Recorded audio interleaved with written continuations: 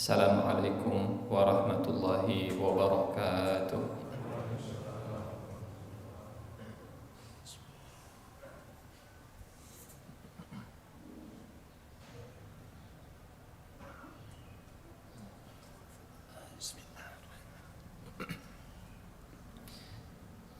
Innal hamdalillah nahmaduhu wa nasta'inuhu wa nastaghfiruhu wa nastahdihi wa natubu ilaihi wa natawakkalu alaihi wa na'udzu billahi min syururi anfusina wa min sayyiati a'malina man yahdihillahu fala mudilla lahu wa man yudlilhu fala hadiya lahu. Ashhadu an la ilaha illallah wahdahu la syarika lahu wa ashhadu anna Muhammadan abduhu wa rasuluhu alladhi la nabiyya ba'dah. Allahumma salli ala sayyidina Muhammadin wa ala alihi wa ashabihi ajma'in. Allahumma la sahla illa ma ja'altahu sahla wa anta taj'alul hazna idza syi'ta sahla. Amma ba'du. Faqala Allah ta'ala fi kitabihil karim: A'udzu billahi minasy syaithanir rajim. Bismillahirrahmanirrahim. Ya ayyuhalladzina amanu taqullaha haqqa tuqatih wa la tamutunna illa wa antum muslimun.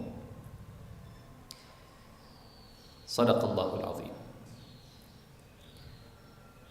Ma'asyiral muslimin, sidang Jumat yang dirahmati Allah Subhanahu wa taala. Bersyukur kita kepada Allah Subhanahu wa ta'ala yang masih terus melimpahkan karunia dan nikmatnya kepada kita. Semoga limpahan nikmat yang begitu luar biasa tidak menurunkan penghargaan kita terhadap kenikmatan Allah Subhanahu wa ta'ala. Tidak jarang ketika nikmat itu diberikan seadanya, kita menghargai begitu luar biasa. Tetapi semakin dilimpahkan karunia, semakin menganggap biasa terhadap nikmat Allah Subhanahu wa ta'ala. Semoga dengan bertambahnya limpahan nikmat dari Allah, seiring dengan bertambahnya juga rasa syukur kita kepada Allah Subhanahu wa ta'ala. Karena ketika tidak selaras antara tambahan nikmat dengan tambahan syukur, khawatir tambahan nikmat ini adalah bentuk istidraj dari Allah Subhanahu wa ta'ala. Salawat dan salam senantiasa tercurah limpah kepada Nabi kita Muhammad sallallahu alaihi wasallam, yang mana ketika Nabi melewati pohon dan batu kemudian mengucapkan salam kepada beliau, seumur hidupnya Rasulullah sallallahu alaihi wasallam tidak pernah melupakan batu dan pohon tersebut. Kata Nabi, inni la a'rifu hajaran bi Makkah kanat tusallimu alayya qabla an ub'ath, inni la a'rifuhu al-an. Dulu sebelum saya dibangkitkan, ada batu dan pohon yang pernah mengucapkan salam kepada saya satu kali, dan saya masih ingat di mana pohon dan batu itu sekarang berada. Kalaulah sekali mengucapkan salam kepada Nabi tidak pernah dilupakan, apalagi yang banyak mengucapkan salawat dan salam kepada beliau. Semoga meskipun jarak terbentang antara kita dengan beliau, meskipun kita ditakdirkan tidak pernah menatap wajah beliau, semoga nama kita dikenal oleh beliau karena banyaknya salawat dan salam yang kita ucapkan untuk beliau. Allahumma salli ala sayyidina Muhammadin wa ala alihi wa ashabihi ajma'in. Ma'asyiral muslimin, sidang Jumat rahimakumullah, khatib juga berwasiat kepada diri khatib dan kepada seluruh jamaah. Terlebih kita masih dalam program pendidikan kilat yang Allah sediakan di bulan Ramadan ini dengan gelar ketakwaan yang akan diberikan. Mudah-mudahan Allah Subhanahu wa ta'ala melimpahkan dan meningkatkan kualitas ketakwaan kita semua. Tanpa takwa tidak kokoh bangunan pondasi kehidupan kita. Afaman assasa bunyanahu ala taqwa minallahi wa ridwanin khairun amman assasa bunyanahu ala syafa jurufin har fanhara bihi fi nari jahannam. Apakah sama orang yang mendirikan bangunan kehidupannya di atas pondasi takwa dengan orang yang mendirikan bangunan kehidupannya di pinggir jurang, kemudian bangunan kehidupannya itu terjerembab ke dalam jurang api neraka. Tanpa takwa, banyak aib dan cacat yang mungkin terbongkar dan diketahui oleh lingkungan sekitar kita. Karena takwa adalah sebaik-baik pakaian bagi kita. Walibasut taqwa zalika khair. Tanpa takwa agak berat dan sulit kita mencapai ketinggian derajat menuju surga Allah Subhanahu wa taala. Karena panjangnya perjalanan ini membutuhkan bekal ketakwaan, dan takwa adalah sebaik-baik perbekalan. Wa tazawwadu fa inna khairaz zadi taqwa. Maka khatib berwasiat kepada diri khatib dan kepada seluruh jamaah, mari sama-sama kita terus meningkatkan kualitas takwa kita di hadapan Allah Subhanahu wa taala. Ma'asyiral muslimin sidang Jumat rahimakumullah. Allah Subhanahu wa taala banyak mengangkat kisah di dalam Al-Qur'anul Karim. Dari sekian triliun manusia, Allah memilih beberapa kisah dalam kehidupan mereka, diabadikan di dalam kitab suci untuk menjadi pelajaran bagi kita sebagai umat Nabi. Satu di antara kisah yang Allah abadikan adalah kisah tukang sihirnya Fir'aun yang bertaubat kepada Allah Subhanahu wa ta'ala. Ketika mereka mau bertanding melawan Nabi Musa alaihi salam, sesaat sebelum bertanding mereka masih meminta kepada Fir'aun imbalan atas jasa yang akan mereka kerjakan kalau mereka menang melawan Musa. A'inna lana la ajran in kunna nahnul ghalibin, kata mereka. Apakah kami akan mendapatkan imbalan kalau kami menang? Fir'aun merasa tertantang dengan pertanyaan seperti ini di depan publik, ketika semua penonton melihat, ketika semua tribun penuh menonton pertandingan di lapangan terbuka antara Nabi Musa dengan para tukang sihir. A'inna lana la ajran in kunna nahnul ghalibin. Wahai Fir'aun, apakah kami akan mendapatkan imbalan kalau kami menang melawan Musa dalam pertandingan ini? Kata Fir'aun, na'am. Ya, tentu Fir'aun saat itu tidak berbahasa Arab sebagaimana tukang sihir juga tidak berbahasa Arab, sebagaimana Nabi Musa juga tidak berbahasa Arab. Tapi dialog ini semua diterjemahkan oleh Allah Subhanahu wa taala ke dalam bahasa Nabi Muhammad sallallahu alaihi wasallam. Kata Fir'aun, "Na'am, ya, wa innakum idzan laminal muqarrabin." Bukan sekedar imbalan harta yang kalian dapatkan, bahkan kalian akan mendapatkan tahta dan kedekatan. Muqarrab, orang-orang yang didekatkan. Maka bertarunglah tukang sihir dengan nama besar Fir'aun, dilemparkan tongkat dan tali temali mereka.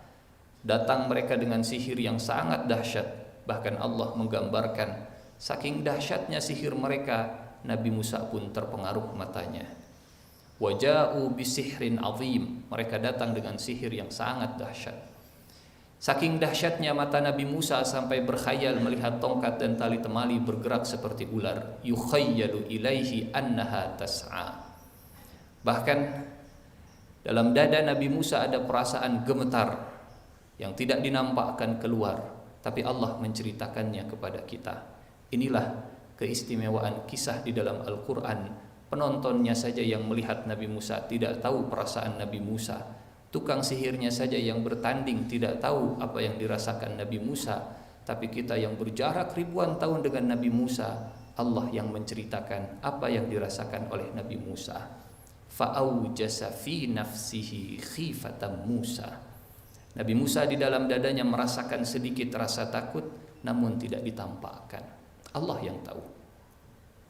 Ditenangkan oleh Allah Subhanahu wa taala, la takhaf wahai Musa, jangan engkau takut, innaka antal a'la, karena engkaulah yang lebih tinggi. Lemparkanlah tongkatmu wahai Musa. Dilempar tongkatnya oleh Nabi Musa, berubahlah tongkat tersebut menjadi ular yang besar, su'banum mubin. Ditelanlah semua sihir-sihir para tukang sihir. Apa yang terjadi?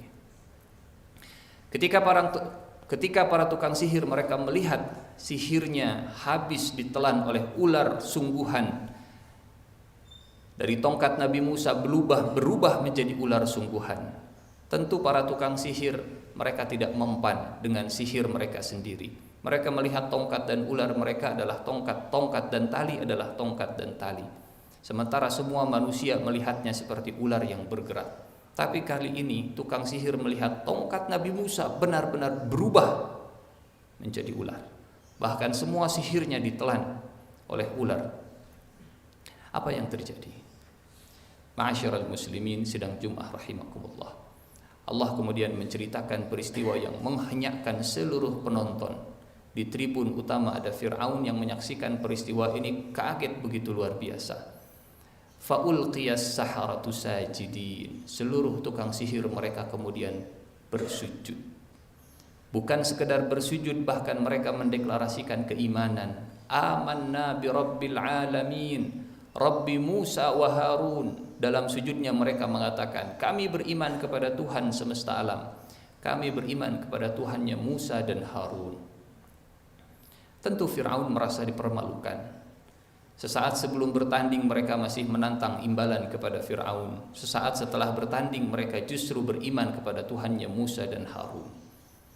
Keluarlah ancaman dari lisan Fir'aun kepada para tukang sihirnya yang baru saja menyatakan keimanan sesaat. Kita sudah berpuluh-puluh tahun menyatakan keimanan kepada Allah Subhanahu wa taala. Mereka baru sesaat dalam sujudnya menyatakan amanna bi rabbil alamin. Tapi lihatlah, ujian yang mereka terima menggambarkan sedalam dan sekuat apa iman yang mereka miliki. Kata Fir'aun, amantum lahu qabla an azana lakum. Kalian beriman sebelum saya izinkan. La uqatti'anna aydiyakum wa arjulakum min khilaf. Saya akan potong tangan dan kaki kalian secara bersilangan. Wala usallibannakum fi judhu'in nakhli. Dan saya akan gantung kalian semua di pelepah di pohon-pohon korma. Allahu Akbar. Ma'asyiral muslimin sidang Jumat rahimakumullah. La yukallifullahu nafsan illa wus'aha.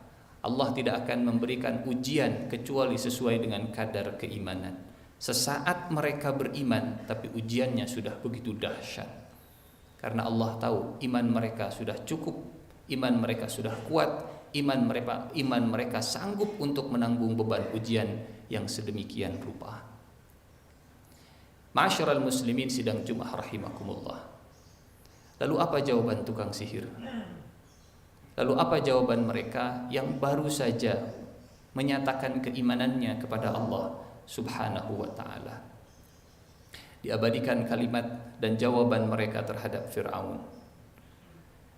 Lan nu'thiraka ala ma ja'ana bihi minal bayyinat. Wahai Fir'aun, mulai detik ini kami tidak akan lagi memprioritaskan engkau, karena kami sudah mendapatkan keterangan-keterangan yang nyata. Satu. Yang kedua, faqdi ma anta qadin innama taqdi hadhil hayatud dunya. Putuskan apa yang kau ingin putuskan karena engkau memang pemilik keputusan di kehidupan dunia ini. Dua. Yang ketiga, inna natma'u an yaghfira lana rabbuna khatayana wa ma akrahtana alaihi minas sihr. Kalau seandainya hilang tangan dan kaki kami, hilang nyawa kami dalam gantungan pohon korma adalah harga yang harus kami bayar untuk ampunan dosa atas kesalahan dan perbuatan sihir kami siap. Kalau memang harga ampunan dari Allah adalah hilangnya anggota tubuh kami dan hilangnya nyawa kami, lakukan saja. Inna, sesungguhnya kami, natma'u, sangat tomak, sangat rakus, sangat menginginkan ayyaghfira lana rabbuna khatayana, agar diampuni oleh Tuhan kami. Ma'asyiral muslimin sidang Jumat rahimakumullah. Tentu kita tidak harus kehilangan anggota tubuh untuk mendapatkan ampunan Allah. Tentu kita tidak harus kehilangan nyawa untuk dapat ampunan Allah. Bukankah Allah dan Rasulnya telah menjadikan saum ini sebagai jalan ampunan dosa? Man shoma ramadhana ghufira lahu ma taqaddama min dzambi. Bukankah Rasulullah telah menjanjikan bahwa tarawih kita adalah ampunan dosa? Man qama ramadhana ghufira lahu ma taqaddama min dhanbi. Bukankah Rasulullah sallallahu alaihi wasallam telah menjanjikan semangatnya kita untuk mencari Lailatul Qadar sebagai jalan ampunan dosa? Man qama Lailatul Qadri, ujungnya ghufira lahu ma taqaddama min dhanbi. Kalau mereka para tukang sihir harus kehilangan kaki untuk mendapat ampunan dosa, kita dengan memiliki kaki bisa mendapat ampunan dosa.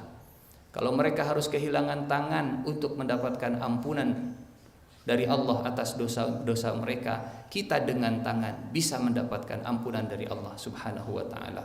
Kalau mereka harus kehilangan nyawa untuk mendapatkan ampunan dosa, kita dengan nyawa yang masih kita miliki, kita bisa mengejar ampunan dari Allah Subhanahu wa taala. Kemudian yang menjadi pertanyaan terbesar adalah, apa yang menyebabkan para tukang sihir Fir'aun walaupun sesaat menyatakan keimanan, mereka sudah siap menanggung beban ujian kehidupan dan keimanan yang begitu dahsyat? Imam An-Nawawi beliau menjelaskan. Imam An-Nawawi penyusun kitab hadis Arba'in, penyusun kitab hadis Riyadhus Shalihin, penyusun kitab hadis Syarh Sahih Muslim. Kata Imam An-Nawawi, mereka adalah orang-orang yang telah merasakan halawatul iman, manisnya keimanan.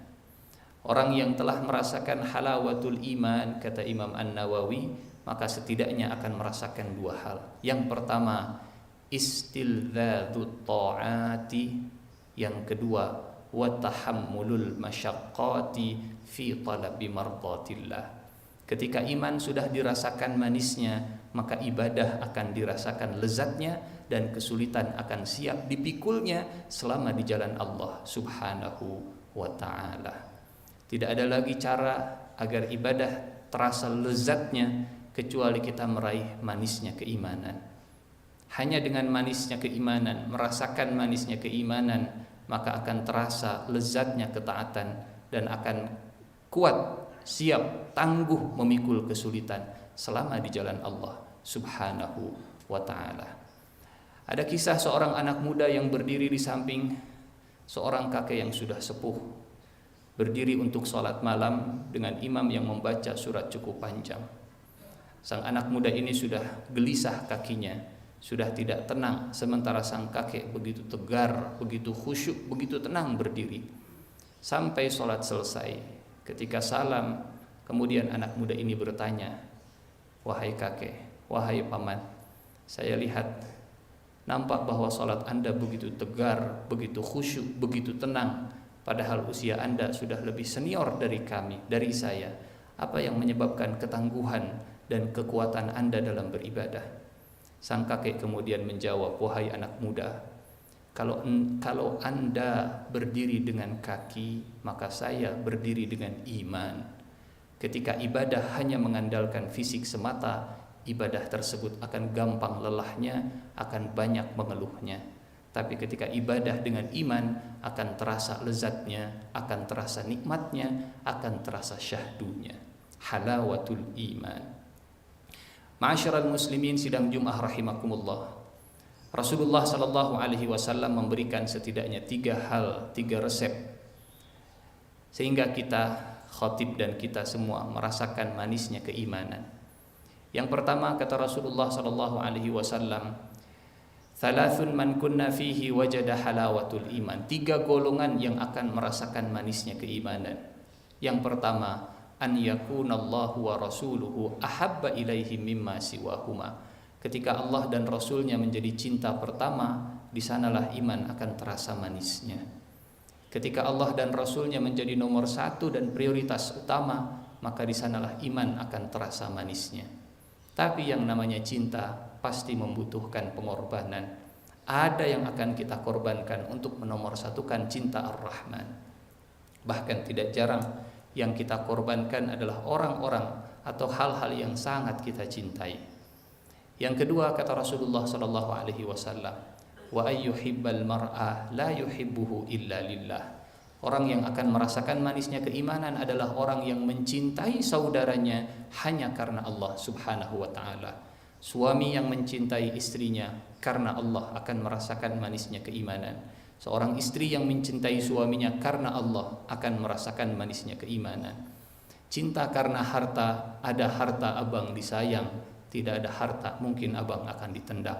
Cinta karena tahta, ketika berkuasa banyak orang mendekat, ketika turun tahta banyak orang membuang. Cinta karena Allah akan abadi, bukan hanya di dunia tapi sampai di surga.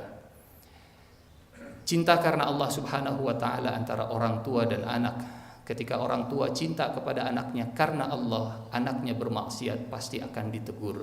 Bukan karena atas nama sayang kemudian membiarkan anaknya bermaksiat kepada Allah Subhanahu wa taala. Cinta karena Allah dari orang tua kepada anak, ketika anaknya tidak menjalankan kewajiban agama akan diminta, bahkan lebih baik diseret ke surga daripada dibelai manja menuju ke neraka. Cinta karena Allah akan melahirkan manisnya keimanan. Dan yang ketiga, ketika seseorang memiliki kisah masa lalu yang kelam, ketika seseorang masa lalunya penuh dengan kemaksiatan, ketika seseorang memiliki masa lalu yang penuh dengan kesyirikan, kegelapan dan jauh dari Allah, dia benci untuk kembali ke masa lalunya. Sebagaimana dia benci dilemparkan ke dalam api neraka, maka orang ketiga ini akan merasakan manisnya keimanan. Golongan pertama adalah yang cinta, golongan kedua adalah yang cinta, golongan ketiga adalah yang benci. Cinta Allah nomor satu, cinta saudaranya karena Allah, dan benci dengan masa lalunya yang penuh dengan kezaliman dan dia tidak ingin kembali. Semoga Allah mengaruniakan kepada kita manisnya keimanan. Semoga Allah Subhanahu wa taala memberikan kesehatan kepada hati kita, karena hati yang sehat tidak akan bisa merasa, hati yang sehat akan merasakan manisnya keimanan. Hati yang sakit sulit untuk merasakan manisnya keimanan. Barakallahu li wa lakum fil Qur'anil azim wa nafa'ani wa iyyakum bima fihi minal ayati wa dzikril hakim wa taqabbala minni wa minkum tilawatahu innahu huwal ghafurur rahim.